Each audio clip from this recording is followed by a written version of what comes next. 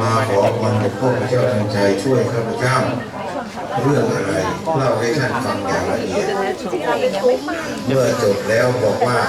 ขอหลวงพ่อพระเจ้าทันใจช่วยข้าพเจ้าให้สำเร็จได้โดยด่วนถ้าข้าพเจ้าสำเร็จแล้วจะมาถวายดอกมะลิ50 พวงขึ้นไปเราจะให้ท่านกี่พวง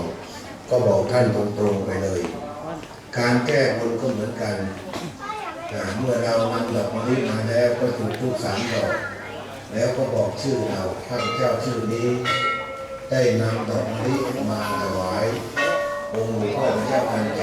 ตามที่พระเจ้าได้สั่งไว้ขอองค์หลวงพ่อพระเจ้าทันใจจงรับไปด้วยแล้วก็กล่าวว่าสาธุแล้วก็ดอกมะลิไปวางที่โต๊ะถ้าเรามีความปรารถนาต้องการอยากจะขอใหม่ก็ขอท่านต่อไปได้เลย